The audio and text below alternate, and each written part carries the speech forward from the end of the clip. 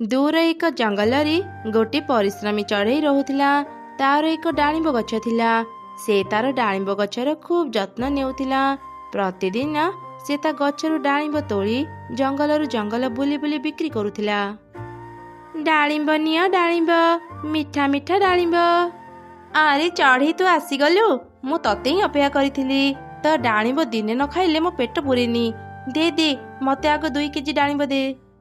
एमिति चढ़ई ता डालिंब बिक्री कर सारी घर को फेरिला। ओ बाबा कि गरम लगुची। एते गरम रे मरी छोट घरे रही हेउनी। मु शीघ्र किछि करे, नहले गरम पाई मो देह खराब हेजिबो। काली सकाळ हेउ मु किछि कंचा घास आ लता नहीं आसे। कंचा घास मु घर भितर बिछेई देबी। घर भितरटी निश्चय ठंडा लागिबो। एमिति चिंता करी चढ़ई घास लता आनिबा पई बाहर को गला। रास्ता रे काऊ सह तार देखा हैला। किरे चढ़ई एते सकाळु सकाळु तू कुआडे जाउछु? काऊ भौणी जो गरम पड़िछि ना, ए गरम रे घरे रही हेउनी। सेति पाई मु जंगल भीतर को जाउची किछि कंचा घास लता आनिबा पई। घर भितरे आ घर चारि पाखरी कंचा घास लता बिछेई देले घर भितरटी ठंडा लागिबो। हाँ हाँ मु भी सुनिथिली, घर ऊपर और भितरे कंचा घास लता बिछेई देले घर भितरटी ठंडा रुहे। जा जा तो काम करिबु जा। काऊ भौणी तुमे भी मो सांगरे चल। कंचा घास लता आनी निज घरे बिछेई देबो। ठंडा घरे रहिबाको भारी भलो लागिबो। ना ना ए गरम रे मु एते परिश्रम करि पारिबिनी। तोर सिना केही नाहांती बोली तू सब काम एका करूचु। मोर तो स्वामी अछि, मो स्वामी मो पई घर तैयारी करि देबे। मु काई एते हैरान हेबाकू जीबी। अच्छा ठीक अछि, तुमे जाई तुम स्वामी को एकथा कुह। मु एबे जाउची काऊ भौणी। तापरे चढ़ई जंगल भीतर को गला। आउ काऊ निज घर को आसिला। अरे सुनुच, चढ़ई एबे जंगल भीतर को गला कंचा घास लता आनिया पई। जेमिति ते गरम रे भी ता घर ठंडा रहिबो। तुमे भी जाओ आम घर पई किछि कंचा घास लता खोजी आनिबो। आमे भी आम घर को ठंडा करिबा। जेमिति गरम पड़िछि मु ए गरम रे बाहर को जाई काम करि पारिबिनी। चढ़ई तो आमर पड़ोसी, से कोन ता घरे आमको किछि समय पई रहिबाकू देबनी। आमको जेते बेले भी गरम लागिबो आमे चढ़ई घर को चली जिबा। आउ किछि समय पई ता ठंडा घरे आराम करि आसीबा। हाँ हाँ तुमे ठीक कहिच। एते परिश्रम करी घर करिबा अपेक्षा चढ़ई घरे किछि समय पई आराम करि नेबा। सेपटे चढ़ई घास लता दे निज घर को सुंदर करी तैयारी करि नेला। सेते बेले काउर स्त्री ता घर को आसिला। आरे चढ़ई ता घर तैयारी काम सरी गला? हाँ हाँ काऊ भौणी मो घर तैयारी सरी गला। भीतर को आसी देखि जाओ मो घर केमिति ठंडा अछि। अरे बाह चढ़ई सतरी तो घर भीतरटा बहुत ठंडा अछि। हाँ काऊ भौणी मो अनेक परिश्रम करी घर तैयारी करिछि। मो घर भीतरटा ठंडा लागिबनी केमिति? अरे सुनुच, मु ना एबे से चढ़ई रे घर को जाइथिली। ता घर भीतरटा ना भारी ठंडा। मोर तो ता घरु बाहरिबाकू इच्छा होउनथिला। अच्छा ताहले चाल एबे से चढ़ई घर को जिबा। आउ किछि समय आराम करि आसीबा। चढ़ई अनेक कष्ट करी ता घर बनिछि। से कौन एमिति तुमको ता घरे रहिबाकू देबो? ताहले एबे कोन करिबा? सुन मो पाखरे एक उपाय अछि जा द्वारा चढ़ई खूब सहजरे आमको ता घरे रहिबाकू देबो। एमिति 2 काऊ एक योजना बनेले। परदिन काउर स्त्री चढ़ईर घर को गला। अरे चढ़ई सर्वनाश हो गला। गरम पाई मो स्वामी बेहोश हो जाइचंती। चढ़ई तो घर तो बहुत ठंडा। किछि समय पे मो स्वामी को तो घरे रहिबाकू देइथा। मते टिके साहाय्य कर चढ़ई। अच्छा अच्छा आउ कांदनी काऊ भौणी, चल शीघ्र काऊ भाई को नहीं आसीबा। तापरे चढ़ई आउ काउर स्त्री मिसी काऊ को नहीं आसिले। काऊ भाईकर होश आसवा जाए तुमे एठी आराम कर। तुमे तो देखुच काऊ भौणी मो घर बहुत छोट। एठी 3 जण रही पारिबानी। काऊ भाईकर होश आसिला परी तुमे निज घर को चली जीवो। हाँ हाँ चढ़ई मो स्वामीकर होश आसिला परी आमे तो घर चली जीवु। एमिति से राति बीती गला। सकाळ होला परे चढ़ई 2 काऊ को उठेला। काऊ भाई एबे तुम देह केमिति? मु एबे काम को जाइथांती। तुमे माने भी निज घर को जाओ। अरे चढ़ई एबे मते भलो लागुची जे, हेले मु पूरा पूरी भलो हेनी। मते आउ टिके सोइबाकू दे, मु भलो ही जिबी। ତୁ କାମକୁ ଯା, ଆମେ ଶୋଇକି ଉଠିଲେ ତୋ ଘରୁ ଚାଲିଯିବୁ। ଆଚ୍ଛା ଠିକ ଅଛି, ମୁଁ ଏବେ ବାହାରକୁ ଯାଉଛି। ଏମିତି କହି ଚଢ଼େଇ ନିଜ ଡାଳିମ୍ବ ଝୋଳି ନେଇ ବଜାରକୁ ଗଲା। ଅନେକ ସମୟ ବିତିଗଲା, ତଥାପି କାଉମାନଙ୍କର ନିଦ ଭାଙ୍ଗିଲାନି। ହଠାତ୍ କାଉର ନିଦ ଭାଙ୍ଗିଗଲା। ସେ ଦେଖିଲା ସନ୍ଧ୍ୟା ହେଇଗଲାଣି। ଆରେ ଏଯାଏଁ ତ ନିଦ ଭାଙ୍ଗିନି, ସନ୍ଧ୍ୟା ହେଇଗଲାଣି। ଚଢ଼େଇ ଆସିବା ପୂର୍ବରୁ ଚାଲ ତା ଘରୁ ଚାଲିଯିବା। କଣ କହିଲ? ସନ୍ଧ୍ୟା ହେଇଗଲାଣି? ଚଢ଼େଇ ଘରେ ମୁଁ ସମୟ ଟିକେ ବି ଜାଣିପାରୁନି। ଏଇ ଘର ଯଦି ଆମର ହେଇଥାନ୍ତା କେତେ ଭଲ ହେଇଥାନ୍ତା ନା। ଏମିତି ଘର କରିବା ପାଇଁ ଅନେକ ପରିଶ୍ରମ କରିବାକୁ ପଡେ। ହଉ ଛାଡ ସେ କଥା, ଚାଲ ଏବେ ଘରକୁ ଯିବା। କଣ ଖାଲି ଯିବା ଯିବା ହଉଛ? ଆମେ କଣ ଚାଲିଯିବା ପାଇଁ ଚଢ଼େଇ ଘରକୁ ଆସିଛେ? ମାନେ ତୁ କଣ କରିବାକୁ ଚାହୁଁଛୁ? ଆଉ କିଛି ସମୟ ଅପେକ୍ଷା କର, ତୁମେ ସବୁ ଜାଣିପାରିବ। ଆରେ ମୋ ଘର କଣ ଭିତର ପଟୁ ବନ୍ଦ ଅଛି? କାଉମାନେ କଣ ଏଯାଏଁ ମୋ ଘରୁ ଯାଇନାହାନ୍ତି? କାଉ ଭଉଣୀ, କାଉ ଭାଇ, କବାଟ ଖୋଲ, ମୁଁ ଘର ଭିତରକୁ ଯିବି। କିଏ ତୁ? ଆମ ଘରର କବାଟ କାହିଁକି ବାଡଉଛୁ? ମୁଁ ଚଢ଼େଇ, କବାଟ ଖୋଲ କାଉ ଭଉଣୀ, ମୁଁ ଘର ଭିତରକୁ ଯିବି। ତତେ ଆମେ ଚିହ୍ନିନୁ, ଆମ ଘର ଆଗରେ ପାଟି କରନି, ଚାଲିଯା ଏଠୁ। ଇ କଣ କହୁଛ ତମେ ମାନେ? ଏ ଘର ମୋର, ମୋ ଘରୁ ମତେ ଚାଲିଯିବାକୁ କହୁଛ? ଏମିତି କରନି, କବାଟ ଖୋଲ, ମୁଁ ଭିତରକୁ ଯିବି। ହେଲେ କାଉମାନେ ଚଢ଼େଇର କିଛି କଥା ଶୁଣିଲେନି। ଚଢ଼େଇ ମନ ଦୁଃଖରେ ନିଜ ଡାଳିମ୍ବ ଗଛ ପାଖକୁ ଚାଲିଗଲା, ଆଉ ସେଠି ବସି ଅନେକ କାନ୍ଦିଲା। କଣ ହେଲା ଚଢ଼େଇ, ତୁ ଏମିତି କାନ୍ଦୁଛୁ କଣ ପାଇଁ? କିଏ କିଏ ଏମିତି କଥା କହୁଛ? ମୁଁ ତ ଡାଳିମ୍ବ ଗଛ କଥା କହୁଛି। ଆଜି ଯାଇ ମୁଁ ତତେ ଏମିତି କେବେ ବି କାନ୍ଦିବାର ଦେଖିନି। କହ ଚଢ଼େଇ, ତୋର ଆଜି କଣ ହେଇଛି? ମୁଁ କାଉ ଆଉ ତୋର ସ୍ତ୍ରୀକୁ ରହିବା ପାଇଁ ମୋ ଘର ଦେଇଥିଲି, ହେଲେ ସେମାନେ ବହୁତ ସ୍ୱାର୍ଥପର ଥିଲେ। ମୋ ଘରୁ ମତେ ବାହାର କରି ସେମାନେ ମୋ ଘରକୁ କବ୍ଜା କରିନେଲେ। ଏବେ ମୋ ପାଖରେ ରହିବାକୁ ଘର ନାହିଁ। ସେ ଦୁଇ କାଉ ଏତେ ସ୍ୱାର୍ଥପର? ତୁ ଆଉ ମନ ଦୁଃଖ କରନି ଚଢ଼େଇ, ସେମାନେ ଖୁବ୍ ଶୀଘ୍ର ତାଙ୍କ ଶାସ୍ତି ପାଇଯିବେ। ତୋର ଏ ବିପଦ ସମୟରେ ମୁଁ ତତେ ସାହାଯ୍ୟ କରିବି ଚଢ଼େଇ। ହେଲେ ତୁ ତ ଏକ ସାମାନ୍ୟ ଡାଳିମ୍ବ, ତୁ ମତେ କେମିତି ସାହାଯ୍ୟ କରିପାରିବୁ? ଆରେ ଚଢ଼େଇ, ମୁଁ ଏମିତି ସେମିତି ଡାଳିମ୍ବ ନୁହଁ, ମୁଁ ହେଉଛି ଯାଦୁର ଡାଳିମ୍ବ। ଏଇ ଡାଳିମ୍ବ ଘର ଆଜିଠୁ ତୋର। ତୁ ଏଇ ଡାଳିମ୍ବ ଘରେ ରହିବୁ। ଏଠି ସବୁ ସୁବିଧା ଅଛି। ଏଇ ଡାଳିମ୍ବ ଘର ଭିତରେ କିଛି ମଞ୍ଜି ଅଛି, ତୁ ସେସବୁ ନେଇ ଚାଷ କର। ଖୁବ୍ ଶୀଘ୍ର ଡାଳିମ୍ବ ଗଛ ବାହାରି ସେଥିରେ ଅନେକ ଡାଳିମ୍ବ ଫଳିବ। ତୁ ସେ ଡାଳିମ୍ବ ବିକ୍ରି କରି ଆରାମରେ ଚଳିପାରିବୁ। ଡାଳିମ୍ବର କଥା ଅନୁସାରେ ଚଢ଼େଇ ସେ ଡାଳିମ୍ବ ଘର ଭିତରକୁ ଗଲା, ଆଉ ସେ ଘରୁ ଡାଳିମ୍ବ ମଞ୍ଜି ଆଣି ଚାଷ କଲା। ଖୁବ୍ ଶୀଘ୍ର ହିଁ ଡାଳିମ୍ବ ଗଛ ବାହାରି ସେଥିରେ ଅନେକ ଡାଳିମ୍ବ ଫଳିଲା। ଚଢ଼େଇ ସେସବୁ ଧରି ବଜାରକୁ ଗଲା ଆଉ ବିକ୍ରି କଲା। ଏମିତି ତାର ସବୁଦିନ ଭଲରେ ବିତୁଥିଲା। ହେଲେ ଦିନେ କାଉ ଆଉ ତାର ସ୍ତ୍ରୀ ଚଢ଼େଇର ଡାଳିମ୍ବ ଘରକୁ ଦେଖିଲେ। ଆରେ ମୁଁ ଯାହା ଦେଖୁଛି, କଣ ତୁମେ ବି ତା ଦେଖୁଛ? ହଁ ହଁ, ମୁଁ ବି ସେଇଆ ଦେଖୁଛି। ଆଜି ଯାଏ ମୁଁ ଏତେ ବଡ଼ ଡାଳିମ୍ବ ଘର ଦେଖିନଥିଲି। ମୋର ଏଇ ଡାଳିମ୍ବ ଘର ଦରକାର, ଯେମିତି ବି ହଉ ମତେ ଏଇ ଡାଳିମ୍ବ ଘର ଦିଅ। ଆମେ ଥରେ ଚଢ଼େଇର ଘର ନେଇ ସାରିଛେ, ସେ ଆମକୁ ପୁଣି ଥରେ ତା ଘର କଣ ପାଇଁ ଦେବ?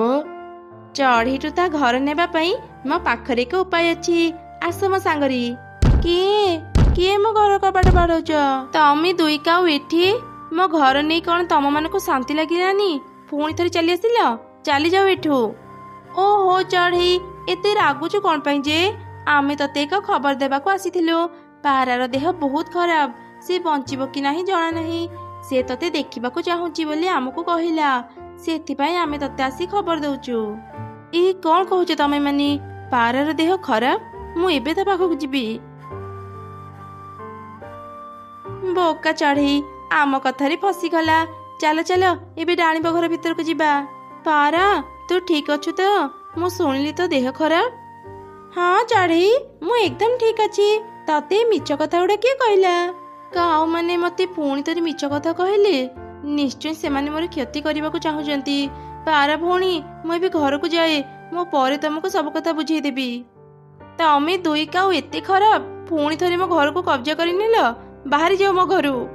ନା, ଆଜିଠୁ ଏଇ ଘର ଆମର, ତୁ ଏଠୁ ଚାଲିଯା।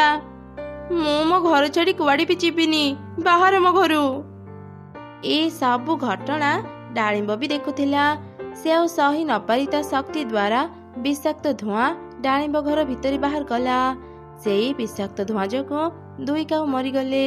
ଚଢ଼େଇ ନିଜ ଘରକୁ ଫେରି ପାଇ ଖୁବ୍ ଖୁସି ହେଇଗଲା ଆଉ ଶାନ୍ତିରେ ନିଜ ଜୀବନ ବିତେଇଲା। ଦିନେ ଗୋଟିଏ ଚଢ଼େଇ ପରି ଏକ ଜଙ୍ଗଲକୁ ଆସିଲା। ସେ ସବୁ ଚଢ଼େଇ ମାନଙ୍କୁ ଏକାଠି କରି କହିଲା, ଶୁଣ ଜଙ୍ଗଲବାସୀ, ଗରମ ଯୋଗୁଁ ଏ ବର୍ଷ ତୁମ ଜଙ୍ଗଲରେ ଅନେକ ଗଛପତ୍ର ଶୁଖି ଯାଇଛି। ତମେ ସବୁ ଚଢ଼େଇ ବହୁତ କଷ୍ଟରେ ଅଛ। ତମମାନଙ୍କ କଷ୍ଟ ଦେଖି ପରୀମା ତମମାନଙ୍କୁ ସାହାଯ୍ୟ କରିବା ପାଇଁ ମୋତେ ଏଠାକୁ ପଠେଇଛନ୍ତି। ସତରେ ପରି, ତୁମେ ଆମକୁ ସାହାଯ୍ୟ କରିବ? ଅନେକ ଦିନରୁ ବର୍ଷା ନ ହେବାରୁ ଆମ ଜଙ୍ଗଲର ସବୁ ଗଛଲତା ଶୁଖି ଯାଇଛି। କୌଣସି ଜାଗାରେ ବି ଖାଇବା ମିଳୁନି। ଏବେ ତମେମାନେ ଆଉ ଚିନ୍ତା କରନି। ମୁଁ ତମମାନଙ୍କୁ 2ଟି ଫଳ ଘର ଦେବି। ସେ 2 ଫଳ ଘର ତମମାନଙ୍କୁ ସାହାଯ୍ୟ କରିବେ। ଏମିତି କହି ପରି ତା ଯାଦୁ ଶକ୍ତିରେ 2ଟି ଫଳ ଘର ବାହାର କଲା। ଗୋଟେ ଥିଲା ଆମ୍ବ ଘର ଆଉ ଗୋଟେ ଥିଲା ଷ୍ଟ୍ରବେରୀ ଘର। ଏ ଆମ୍ବ ଘରେ ଅନେକ ଅନେକ ଟଙ୍କା ପଇସା ଅଛି ଆଉ ଏ ଷ୍ଟ୍ରବେରୀ ଘରେ ଅନେକ ଖାଇବା ଅଛି, ଯାହା କେବେ ବି ସରିବନି। ଯେତେବେଳେ ବି ତମମାନଙ୍କର କିଛି ଦରକାର ହେବ, ତମେମାନେ ଏ 2 ଘରୁ ସେସବୁ ନେଇପାରିବ। ଏମିତି କହି ପରି ସେଠାରୁ ଚାଲିଗଲା। ଆମ୍ବ ଘର ଆଉ ଷ୍ଟ୍ରବେରୀ ଘର ଦେଖି ଜଙ୍ଗଲର ସବୁ ଚଢ଼େଇ ଖୁବ୍ ଖୁସି ଥିଲେ। ଏମିତି ଦିନେ ପରି କହିଥିଲେ, ଯେବେ ବି ଟଙ୍କା ଦରକାର ହେବ ଏ ଆମ୍ବ ଘରୁ ନେବା ପାଇଁ।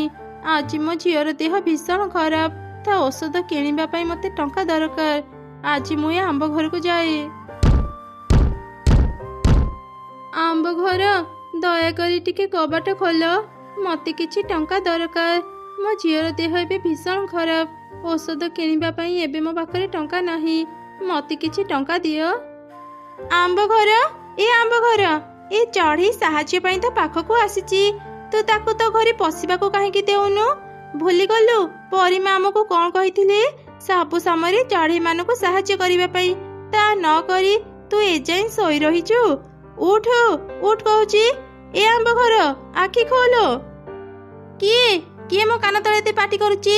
ଏ ଷ୍ଟ୍ରବେରୀ ଘର, ତୋର ଅସୁବିଧାଟା କ'ଣ କହିଲୁ? କାହିଁ ମୋତେ ଏତେ ଡାକୁଛୁ? ପରୀ ରାଜ୍ୟରେ କେତେ ଆରାମରେ ଥିଲି, ଏଠାକୁ ଆସି ମୋର ଟିକେ ବି ଶାନ୍ତି ନାହିଁ। କିଏ ଏତେ ଜୋର ଜୋରରେ ମୋ କବାଟ ବାଡ଼ଉଥିଲା? ରାଗ କରନି ଆମ୍ବ ଘର, ମୁଁ ତୁମ କବାଟ ବାଡ଼େଇଥିଲି। ପରୀ କହିଥିଲେ ଯେବେ ବି ଟଙ୍କା ଦରକାର ହେବ ଆମ୍ବ ଘରକୁ ଯିବା ପାଇଁ। ଆଜି ମୁଁ ଏକ ବିପଦରେ ପଡ଼ି ତୁମ ପାଖକୁ ଆସିଛି। ମୋତେ କିଛି ଟଙ୍କା ଦେଇ ସାହାଯ୍ୟ କର। ସାହାଯ୍ୟ? ମୁଁ କାହାକୁ ବି ସାହାଯ୍ୟ କରିପାରିବିନି। ପରୀ କ'ଣ କହିଥିଲା ମୋର ମନେ ନାହିଁ। ମୁଁ ସେସବୁ ଭୁଲି ଯାଇଛି। ଇହି, ତୋ ପାଦରେ କେତେ ମଇଳା ଲାଗିଛି। ତୁ ଯଦି ତୋର ଏଇ ମଇଳା ପାଦରେ ମୋ ଘର ଭିତରକୁ ଯିବୁ, ମୋ ଘର ଅପରିଷ୍କାର ହେଇଯିବ। ମୁଁ ତତେ ସାହାଯ୍ୟ କରିପାରିବିନି। ତୁ ଯା ଏଠୁ। ଦୟା କର ଆମ୍ବ ଘର, ମୋ ଉପରେ ଟିକେ ଦୟା କର। ମୁଁ ବହୁତ ଆଶା ନେଇ ତୁମ ପାଖକୁ ଆସିଛି। ମୋତେ ଫେରେଇ ଦିଅନି। ମୋ ଝିଅର ଦେହ ଖରାପ, ତାର ଔଷଧ କିଣିବା ପାଇଁ ମୋତେ ଟଙ୍କା ଦରକାର। ଦୟାକରି ମୋତେ କିଛି ଟଙ୍କା ଦିଅ। ତତେ କ'ଣ କହିଲି, ତୁ କ'ଣ ଶୁଣିପାରିଲୁନି? ମୁଁ ତତେ ସାହାଯ୍ୟ କରିବିନି। ପ୍ରତିଦିନ ଯଦି ମୁଁ ତମମାନଙ୍କୁ ଟଙ୍କା ଦେଇ ଚାଲିବି, ମୋ ଟଙ୍କା ସରିଯିବ। ମୁଁ ଆଉ କାହାକୁ ବି ସାହାଯ୍ୟ କରିବିନି। ଯା, ଚାଲିଯା ଏଠୁ। ଚଢ଼େଇ, ତୁ ମନ ଦୁଃଖ କରନି। ମୋ ଘରୁ କିଛି ମିଠା ଫଳ ନେଇ ବଜାରରେ ବିକ୍ରି କର। ଟଙ୍କା ପାଇଲେ ତୁ ତ ଝିଅର ଔଷଧ କିଣିବୁ। ତାପରେ ମା ଚଢ଼େଇ ଷ୍ଟ୍ରବେରୀ ଘରୁ କିଛି ଫଳ ନେଇ ଚାଲିଗଲା। ତାପରେ ଷ୍ଟ୍ରବେରୀ ଘର ଆମ୍ବ ଘରକୁ କହିଲା, ତୁ ଆଜି କିଛି ଠିକ୍ କଲୁନି ଆମ୍ବ ଘର। ଆମର କାମ ହେଲା ଆମେ ଅସହାୟ ପକ୍ଷୀମାନଙ୍କୁ ସାହାଯ୍ୟ କରିବା। ତା ନ କରି ତୁ ପକ୍ଷୀମାନଙ୍କୁ ଅପମାନ କରି ପଠେଇ ଦେଉଛୁ। ପରୀମା ଏକଥା ଜାଣିଲେ ତତେ ଶାସ୍ତି ଦେବେ। ଓ, ଚାଲି ଆସିଲା ମୋତେ ଦାୟିତ୍ୱ ଜ୍ଞାନ ଦେବା ପାଇଁ। ତୋ ଉପଦେଶ ତୋ ପାଖରେ ରଖ। ମୋ ପରି ଏକ ସୁନ୍ଦର ଆମ୍ବ ଘର ଏ ଗରିବ ଅସୁନ୍ଦର ଚଢ଼େଇ ଗୁଡ଼ାଙ୍କୁ ସାହାଯ୍ୟ କରିବ? କେବେ ନୁହଁ। ଏ ଚଢ଼େଇ ଗୁଡ଼ା ମୋ ଘର ଛୁଇଁବାର ବି ଯୋଗ୍ୟ ନୁହଁ। ମୁଁ ପୁଣି ଏମାନଙ୍କୁ ମୋ ଘରେ ପୁରେଇବି? ଜମା ନୁହଁ। ଏସବୁ ତୁ କ'ଣ କହୁଛୁ ଆମ୍ବ ଘର? ପରୀମା ଆମକୁ ଚଢ଼େଇମାନଙ୍କୁ ସାହାଯ୍ୟ କରିବା ପାଇଁ ହିଁ ଏଠାକୁ ପଠେଇଛନ୍ତି। ତୁ ନିଜର ଯୋଉ ସୁନ୍ଦରତା ଆଉ ଟଙ୍କାକୁ ନେଇ ଗର୍ବ କରୁଛୁ, ଏ ସବୁ କିଛି ପରୀମାଙ୍କର ଆଶୀର୍ବାଦ ପାଇଁ ହିଁ ତୁ ପାଇଛୁ। ତୋ ଘରେ ତ ଖାଇବା ଛଡ଼ା କିଛି ବି ନାହିଁ। ମୋ ଘର ଭିତରେ ଟଙ୍କା ସୁନା ଗହଣା ଦେଖି ତୋର ଈର୍ଷା ହେଉଥିବ ନା, ସେଥିପାଇଁ ଏମିତି ସବୁ କଥା ମୋତେ କହୁଛୁ। ତୋର ଯେତେ ଇଚ୍ଛା ତୁ ଚଢ଼େଇଙ୍କୁ ସାହାଯ୍ୟ କର, ହେଲେ ମୁଁ କାହାକୁ ବି ସାହାଯ୍ୟ କରିପାରିବିନି। ଆମ୍ବ ଘର ଆଉ ଷ୍ଟ୍ରବେରୀ ଘର ଯେତେବେଳେ ଏମିତି କଥା ହେଉଥିଲେ, ଠିକ୍ ସେହି ସମୟରେ ଏକ ମିଟୁ ସେଠାକୁ ଆସିଲା। ଷ୍ଟ୍ରବେରୀ ଘର ଆଜି ମୋ ପାଖରେ କିଛି ଖାଇବା ନାହିଁ। ତୁମ ଘରର କବାଟ ଟିକେ ଖୋଲ ନା, ମୁଁ କିଛି ଖାଇବା ନେବି। ହଁ ଏଥିରେ ଅନୁମତି ନେବାର କ'ଣ ଅଛି? ମୁଁ ସବୁବେଳେ ତମମାନଙ୍କ ପାଇଁ ମୋ କବାଟ ଖୋଲା ରଖିଥାଏ। ଯାଅ, ତମର ଯେତେ ଇଚ୍ଛା ସେତେ ଖାଇବା ନେଇଯାଅ। ତାପରେ ମିଟୁ ଷ୍ଟ୍ରବେରୀ ଘରୁ ଅନେକ ଖାଇବା ଧରି ସେଠାରୁ ଚାଲିଗଲା। ଏସବୁ ଦେଖି ଆମ୍ବ ଘର ଷ୍ଟ୍ରବେରୀ ଘରକୁ କହିଲା, ତୁ କେତେ ବୋକା ଷ୍ଟ୍ରବେରୀ ଘର, ନିଜ ଘରେ ଜମା ଥିବା ସବୁ ଖାଇବା ଏଇ ଚଢ଼େଇ ଗୁଡାଙ୍କୁ ଦେଇ ଦେଉଛୁ। କେବେ ଯଦି ତୋ ଘରର ଖାଇବା ସରିଯାଏ, ଏଇ ଚଢ଼େଇ ଗୁଡା ଆଉ ତ ପାଖକୁ ଆସିବେନି। ଗୋଟେ କଥା ମନେ ରଖିଥା, ଯେବେ ବି ବିପଦରେ ତୁ ପଡିବୁ, ପରିମା ତତେ ସାହାଯ୍ୟ କରିବାକୁ ଆସିବେନି। ଛି ଆମ୍ବ ଘର, ତୁ କେତେ ଅହଙ୍କାରୀ। ମୁଁ ତୋ ଭଳି ନୁହଁ, ବୁଝିଲୁ? ମୁଁ ଚଢ଼େଇ ମାନଙ୍କୁ ସାହାଯ୍ୟ କରେ। ମୋ ବିପଦ ସମୟରେ ସେମାନେ ନିଶ୍ଚୟ ମତେ ସାହାଯ୍ୟ କରିବେ। କ'ଣ ହେଲା?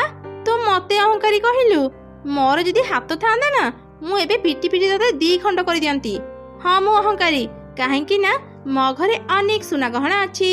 ତୋ ଘରେ ଏମିତି କ'ଣ ଅଛି ଯେ ତୁ ଅହଙ୍କାର କରିବୁ? ତୁ ସେ ଗରିବ ଚଢ଼େଇ ଗୁଡାଙ୍କର ସାଙ୍ଗ ହେବା ହିଁ ଯୋଗ୍ୟ। ଆମ୍ବ ଘର, ତୁ ବହୁତ ଖରାପ। ମୁଁ ଆଉ ଦିନେ ବି ତୋ ସହ କଥା ହେବିନି। ନା ହେ, ମୁଁ କ'ଣ ଉପରେ ପଡ଼ି ତୋ ସହ କଥା ହୁଏ? ତୁ ଉପରେ ପଡ଼ି ମୋ ସହ କଥା ହେଉ। ମୁଁ ଯଦି ପାରନ୍ତି ତତେ କେବେଠୁ ମୋ ପାଖରୁ ହଟେଇ ସାରନ୍ତିଣି। ଆମ୍ବ ଘରର କଥା ଶୁଣି ଷ୍ଟ୍ରବେରୀ ଘରର ମନ ଦୁଃଖ ହେଇଗଲା।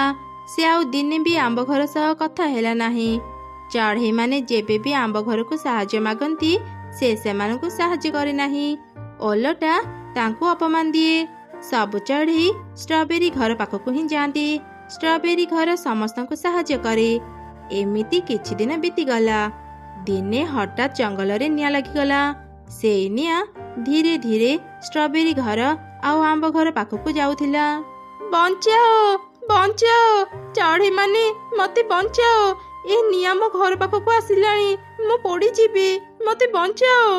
ଏତେ ସୁନ୍ଦର ଘରେ ମୋର ନିଆଁ ଲାଗିଗଲାଣି। ଆରେ, କିଏ କୋଉଠି ଅଛ? ମତେ ବଞ୍ଚାଅ। ସେ 2 ଘରର ଚିତ୍କାର ଶୁଣି ସବୁ ଚଢ଼େଇ ତାଙ୍କ ପାଖକୁ ଆସିଲେ। ଏ କ'ଣ? ଷ୍ଟ୍ରବେରୀ ଘରର ଆଖପାଖରେ ନିଆଁ ଲାଗିଯାଇଛି। ତାର କିଛି କ୍ଷତି ହେବା ପୂର୍ବରୁ ଆମେ ତାକୁ ଏଠୁ ନେଇଯିବା। ମିଟୁ, ଯା ଶୀଘ୍ର ଗୋଟେ ଠେଲା ଗାଡ଼ି ନେଇଆ। ମିଟୁ ତୁରନ୍ତ ଯାଇ ଗୋଟେ ଠେଲା ଗାଡ଼ି ଖୋଜି ନେଇ ଆସିଲା। ଓହୋ, ବହୁତ କଷ୍ଟ କରି ଗୋଟେ ଠେଲା ଗାଡ଼ି ପାଇଲି। ଚାଲ ଚାଲ, ସମସ୍ତେ ମିଶି ଏ ଷ୍ଟ୍ରବେରୀ ଘରକୁ ଠେଲା ଉପରେ ରଖି ନିରାପଦ ଜାଗାକୁ ନେଇଯିବା। ଏ କ'ଣ? ମତେ ବି ତୁମ ସାଙ୍ଗରେ ନେଇଯାଅ, ନହେଲେ ମୁଁ ଏ ନିଆଁରେ ପୋଡ଼ି ମରିଯିବି। ମତେ ବି ବଞ୍ଚାଅ। ତୁ ଏ ନିଆଁରେ ପୋଡ଼ି ମର। ତୁ ଆମକୁ ଅନେକ ଅପମାନ ଦେଇଛୁ। ଆମ ବିପଦ ସମୟରେ ଆମକୁ ସାହାଯ୍ୟ କରିନୁ। ଆମେ ସେସବୁ ଭୁଲି ଯାଇନୁ। ତୋ ଭଳି ଏକ ଅହଙ୍କାରୀ ଘର ଏ ନିଆଁରେ ପୋଡ଼ିଯିବା ହିଁ ଭଲ।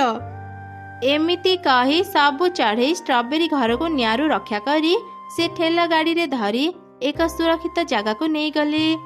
ସେପଟେ ଆମ୍ବ ଘର ସେ ନିଆଁରେ ପୋଡ଼ି ପାଉଁଶ ହେଇଗଲା। ତା ସହ ତାର ଅହଙ୍କାର ବି ସେ ନିଆଁରେ ଜଳିଗଲା।